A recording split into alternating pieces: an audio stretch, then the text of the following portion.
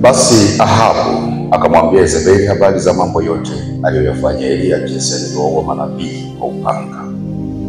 Ndipo Yezebeli akampelekea Eliya ujumbe kusema, Mungu unanifanyia hivyo na kuzidi, nisipokufanya roho yako kesho panapo wakati huu kama roho ya mojawapo hao.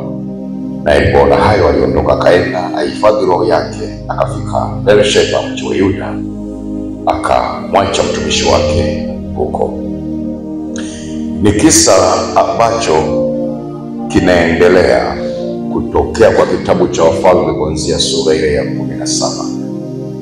Ni mwendelezo wa story inayohusisha Eliya pamoja na Mungu, Baali na manabii wa Baali, kwamba ilifikia mahali Ahabu mfalme wa Israeli alioa mwanamke kutoka kwa familia ya kifalme, lakini taifa lingine. Mwanamke huyu aliitwa Yezebeli, na kule kwa taifa alikotoka Yezebeli na kwa baba yake kulikuwa na miungu waliokuwa wakiabudu. Kwa Yezebeli, baada ya kuwa ameolewa, alipoondoka nyumbani kwao walipomsend off, akaondoka na utamaduni huo na tabia hizo alizofundishwa kwao, lakini sehemu ya miungu ya nyumbani kwao akaja nayo kwa Ahabu mfalme wa taifa la Israeli. Yezebeli akawa naabudu miungu ya kwao akiwa ndani ya taifa la Israeli kwa mfalme Ahabu. Lakini Yezebeli huyu, maana ya Yezebeli ni uasi. Alipokuwa akiendelea hivyo, kapelekea mpaka akawa na nguvu kuliko mfalme, akawa na sauti kuliko mfalme Yezebeli, na kukawa na mungu aliyetoka naye kule kwao anaitwa Baali, akamjengea madhabahu na akawa akitoa sadaka kwa ile madhabahu ya mungu Baali, na akawa na ushawishi kuwashawishi taifa la Israeli. Baadhi yao wakawafuata manabii wa Baali, wengine wakawa wanajaribu kufikiri ni mungu yupi wa kweli, Baali au mungu wa Israeli aliyekomboa kutoka Misri. Kwa wakawa katika njia mbili. Jambo hili Eliya likawa linaumiza moyo wake, ndipo alipojitokeza na kuwaambia Israeli, mtasita katika njia mbili mpaka lini? Kama mungu Baali ndiye mungu, fuateni huyo, lakini kama mungu huyu wa Israeli ndiye mungu, fuate huyo, kuliko kuwa katika njia mbili. Sikilize kwa makini. Hali ya kusita ambayo wanadamu tunaipitia hata sasa, sio kwamba ndio imeanza sasa, na hasa mtu anapokuwa amefika njia panda. Njia panda maana yake mahali penye njia mbili, na haelewi uelekeo, aelekee wapi. Kwa kitakachokuwa kinaendelea pale njia panda ni kusita, kwamba nipite kushoto au nipite kulia. Kuna mambo mengi ambayo yanaweza kumfanya mtu kuwa na moyo wa kusita, na mtu anapokuwa amefikia kwenye kiwango cha kuwa na sita ndani yake, Biblia inasema katika kitabu kile cha Ibrania, maana yake hana imani.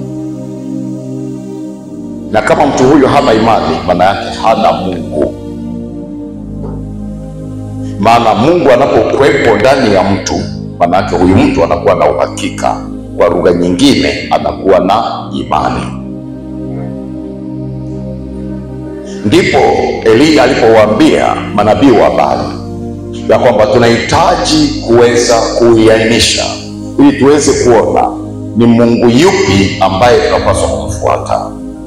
Sasa kwa vile ni Mungu na huyu Mungu naye, tujenge madhabahu, na hiyo madhabahu tuhusishe sadaka, alafu kila mtu aipe Mungu wake. Yule ambaye ataitika na kujitokeza kwa njia ya moto, basi huyo ndiye afuatwe kama Mungu. Manabii wale wakasema, jambo hili mbona ni jema, jambo hili ni zuri, lafaa kabisa. Maana nao walikuwa na uhakika na Mungu wao. Eliya naye alikuwa na uhakika na Mungu wake. Sijui kwa upande wako na uhakika na kipi, lakini kila anayemwendea Mungu lazima aamini ndani yake ya kwamba Mungu yuko. Eliya alikuwa na uhakika ya kwamba Mungu yuko, lakini manabii wa Baali nao waliamini ya kwamba Mungu wao Baali yuko. Ndiyo maana hawakumkatalia Eliya, wakamkubalia Eliya na wakasema, ala, hili jambo ni zuri. Alafu kingine kilichowatia moyo manabii wa Baali, maana wao walikuwa 400, Eliya alikuwa mmoja, wakasema, tena sisi tuko wengi, Mungu wetu anaweza kaitika mara moja kuliko huyu mmoja ambaye yeye anategemea Mungu wake. Mungu, nisikilize.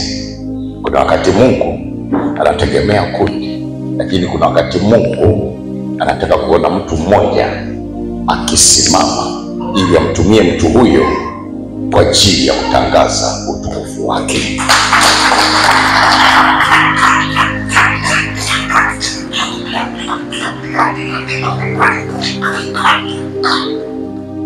Ndio maana kuna wakati Mungu amewaita kwa ajili ya jambo fulani, lakini unashangaa wenzako hawaonekani, alafu umebaki wewe, na wewe unakata tamaa, unasema sasa wenzangu hawapo, acha tu mimi sasa na mimi niondoke. Hapa mnaweza mkawa wote, lakini na Mungu asionekane. Unaweza ukawa mmoja na Mungu akaonekana.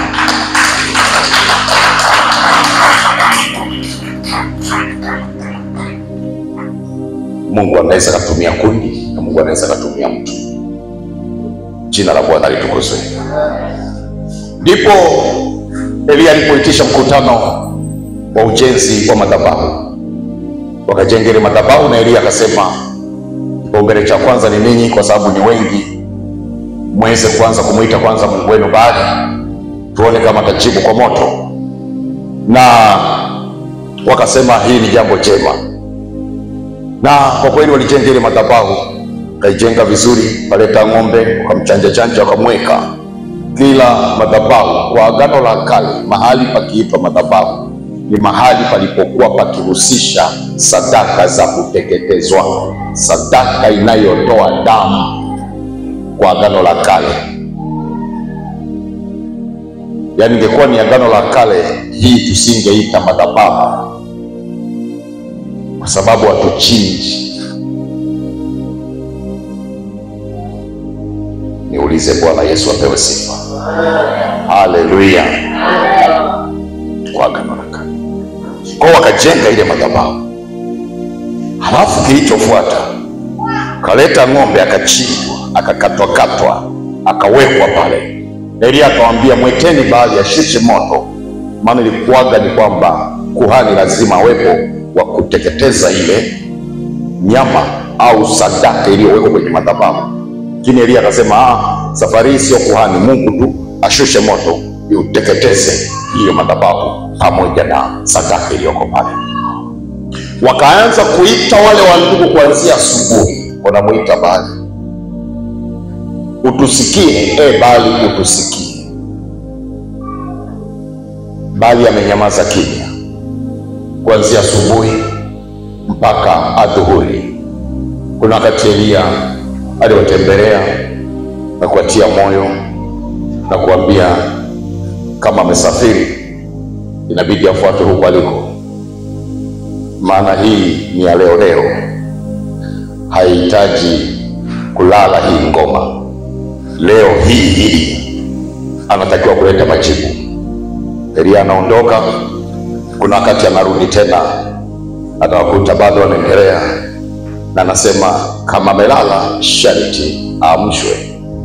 Ni Mungu huyo, yamkini kulingana na majukumu mengi alichoka. Nazungumzia uchovu yamkini alichoka, ikabidi alale apumzike. Sasa kwa zoezi hili ni sharti aamshwe ili ajibu haya maombi. Elia anaondoka tena, maana alikuwa na uhakika na Mungu wake. Shangilia Yesu kwa maana.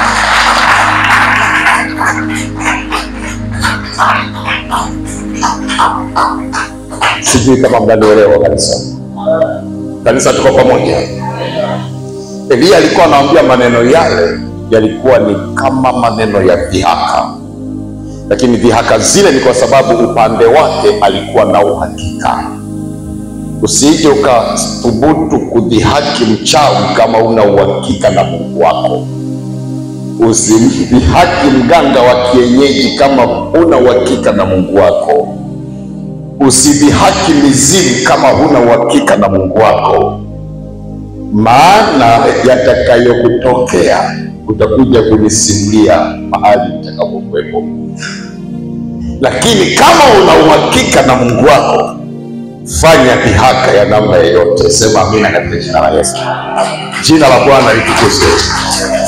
Kwa hiyo Elia alikuwa na uhakika na Mungu wake, ndio maana alikuwa anatoa maneno yale, sharti aamshwe.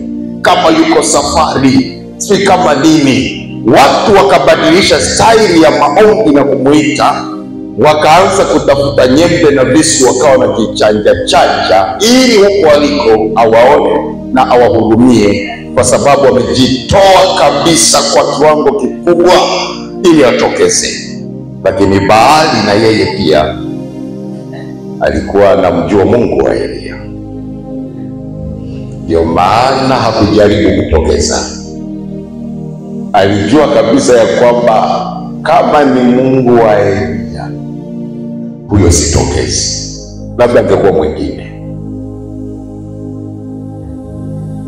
Maana kuna Mungu mwenzangu pia mwingine anaitwa Dagoni, alipata kichapo. Kwa hiyo hapo sitokezi.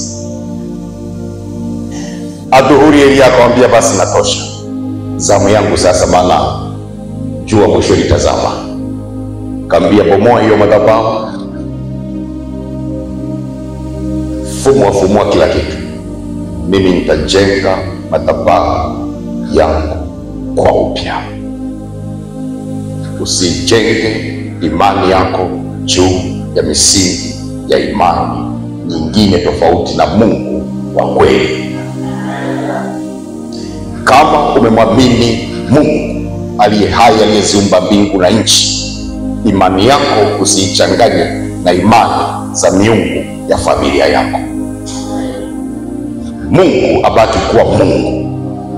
Hata kama ni wewe peke yako umeokoka, hakikisha unakuwa na madhabahu ya Mungu wako ambaye huyo atasimama kukutetea na kujitetea wenyewe. Ndio maana hata Gideon baada ya kuitwa aliambiwa cha kwanza aende nyumbani kwa baba yake akabomoe madhabahu ya baba yake Yoashi, na alitekeleza kile kitu, akaenda akaibomoa kabisa, maana ilikuwa ni madhabahu ya Mungu. Manake baba yake na huyu Gideon alikuwa na miungu ya kwake, lakini Gideon ameitwa na Mungu wa kweli. Usichukie familia yako, lakini imani yako katika Yesu Kristo usiichanganye na madhabahu za miungu ya familia. Utakuwa kwenye kusita katika njia ngapi?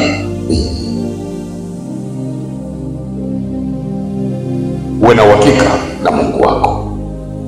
Uwe na uhakika na Mungu wako. uwe na uhakika na Mungu wako. Jina la Bwana libarikiwe. Story hiyo imeanzia huko. Elia na yeye akajenga ile madhabahu, halafu akaweka na mfereji, ng'ombe akaletwa akachanjwa akawekwa pale, amechinjwa. Elia yeye cha tofauti, yaani madhabahu yako ni ya tofauti na watu walijua kwamba ni tofauti. Aliweka mifereji, akamwaga mapipa 12 ya maji. Maana alikuwa anawakilisha makabila 12 ya Israeli, kwamba Mungu ni Mungu kwa makabila 12 ya nini? Ya Israeli. Sawa sawa na misingi 12 ya ule mji mtakatifu, sawa sawa na mitume 12 wa Yesu Kristo. Jina la Bwana libarikiwe sana. Kamwaga maji. Halafu Elia akasema, watu wote mnikaribie. Wakamkaribia. Na Elia hakuwa na kazi kubwa sana. Sema Mungu wetu anasikia. Sema unisikie, Mungu unisikie. Leo ijulikane ya kwamba wewe ni Mungu wa taifa hili na mimi ni mtumishi wako. Leo ijulikane. Kuna watu walikuwa hawajui.